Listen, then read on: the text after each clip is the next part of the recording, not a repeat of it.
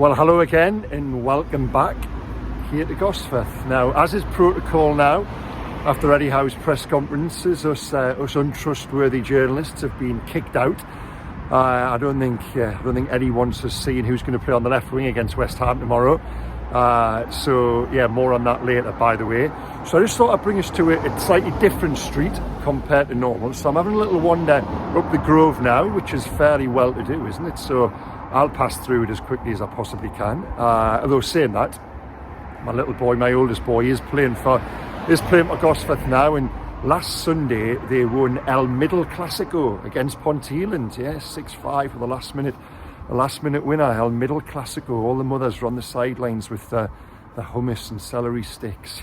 So, but yeah, the Grove, quite a nice place here. Once home to Robbie Elliott, I think. Yeah, Nobby Solano, John Joe Shelby, among others, have lived on here. So yeah, and as I said there, we've just left Eddie's press conference behind, and in terms of newsy elements to emerge from it, well, I guess one of the questions we all wanted to know going into it is whether Alexander Isak will play against West Ham tomorrow, bearing in mind he came off late on Tuesday with what looked like concussion. Now, sadly, we can't provide a great deal of clarity because Eddie was keeping his cards very close to his chest, and all he would commit to was that he'd shown Isak had shown signs of concussion on Tuesday. Now, for me, that wording was quite telling. I just think they may be trying to get around the concussion protocols to a degree if he hasn't actually, what the medical staff say, he hasn't actually suffered a concussion. We'll have to wait and see on that one,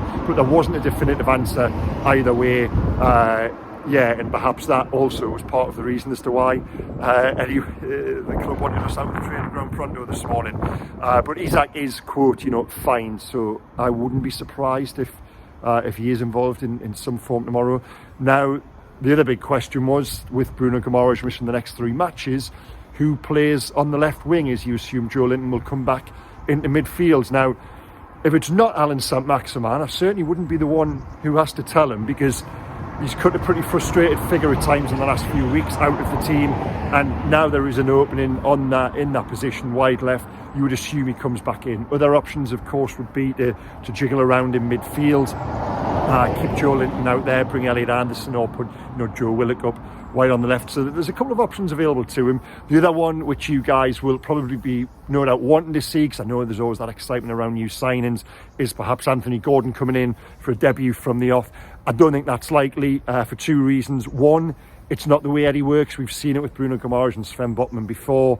That's not I think Eddie would think that sends the wrong message. Players have got to earn their place in the side, and also today is the first day he's going to train with the rest of the group. I know the last couple of days has been a case of they haven't been at full capacity because of the late night on Tuesday and the adrenaline. Eddie said that the players probably wouldn't have slept after Tuesday's game. So yeah, today they're training for the first time as a group. Anthony Gordon will be part of that, so I'd expect to see him start on the bench tomorrow along with Harrison Ashby. Now, I thought this morning was a good chance to press Eddie on the window, on reflections of it, because for me, I've said this before, I think they've been left short, and I think Eddie used the word, it wasn't a perfect window. And again, for someone who isn't sort of prone to rocking the boat, for him to admit that in a public forum does, suggest there is a little bit of frustration there, and so there should be, really, as I said the other day, he came into this window wanting to leave it with 6 midfielders, and he somehow left it with 4. Bruno Guimarães is suspended. He's only got 3 for tomorrow, and I asked him directly what he thought of all that, and he was fairly political about it. He didn't shy away from the fact that they have been left short in midfield. But the point he wanted to make, and he made this to my other colleagues as well, was that Elliot Anderson is someone who now comes into the equation as a midfielder, which I find a little strange to a degree, bearing in mind, Elliot earlier in the season couldn't really get in on either wing, which is probably his preferred position. Now he's been spoken of as someone who can come into the middle of the midfield. But nonetheless, very talented player, and someone we probably all as a viewer, I think, someone we probably all want to see more of. So we'll see what happens on that front. Other news to emerge from it, well, on the back of the transfer chat, Eddie did admit that, and this is a story I've filed for Mail Online, you can read in the description below.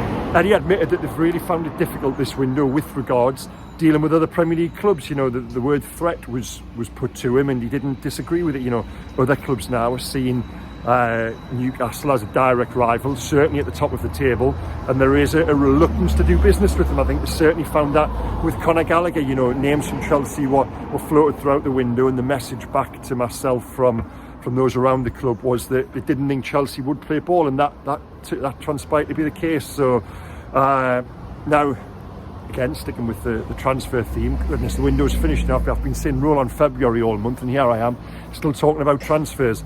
Eddie did say, interestingly, and probably not a surprise really, that they have got a couple of sort of ducks in a row ahead of the summer. They've got an idea of what they want. Now, things do change, you know, he said that, for various reasons, but I wouldn't be surprised to see them revisit, perhaps maybe from a Premier League perspective, a Ruben Neves type. I know he's got admirers within the club.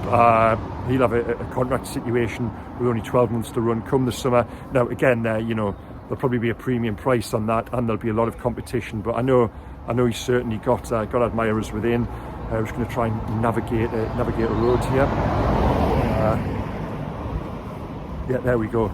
Other little bits of news again today. You know, Matt Targett is back out running.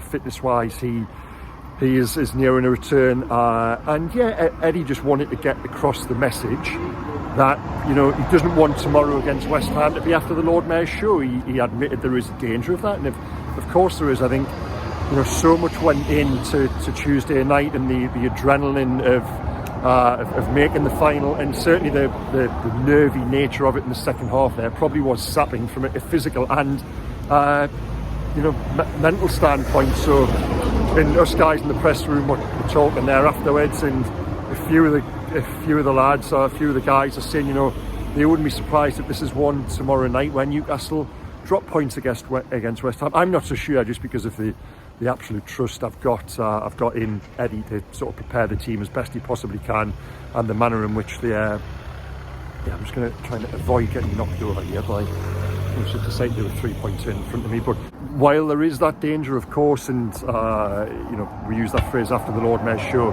I've always got absolute sort of confidence and faith in Eddie to put out the best possibly physically and mentally prepared team as he can. Now, one question I did ask the manager with regards West Ham was Lucas Paqueta, and I know they watched him back end of last season, you know, going into the summer, and he was on the list of targets.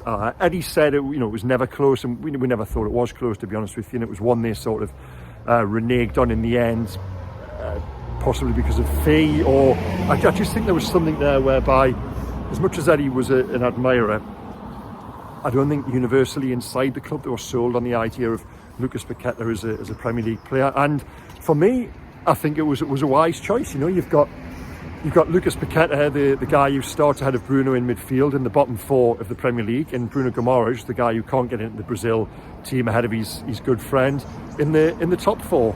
So I just think Bruno Guimarães is a far better bet as a Premier League player. And as much as Eddie spoke well and was full of praise for Lucas Paqueta today, I've spoken to West Ham supporting colleagues down in London.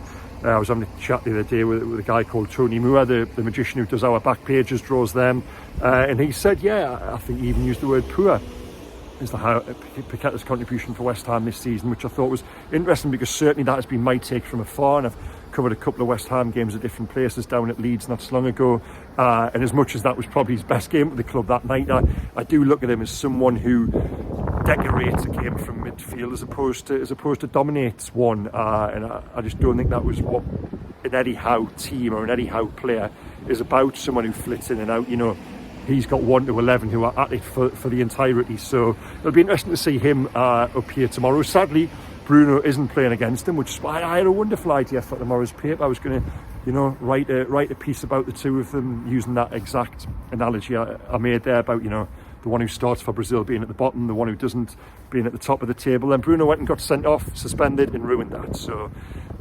So yeah, but that's just about it for now, guys. Again, click on the link below to go through to my story from today's press conference. There'll be lots more. Again, you know, we're gearing up for the Carabao Cup final at the end of the month. There's going to be lots more content across the Daily Mail, Mail Online and Mail Plus. Please visit the Daily Mail's YouTube channel where you can watch the back catalogue of my Transfer Confidential offerings earlier in the week with my colleague Sammy Mockbell, and we'll have lots more video, lots more content all coming up. Plenty going on here, certainly exciting times. Okay, thanks again for watching. Take care, guys. Bye-bye.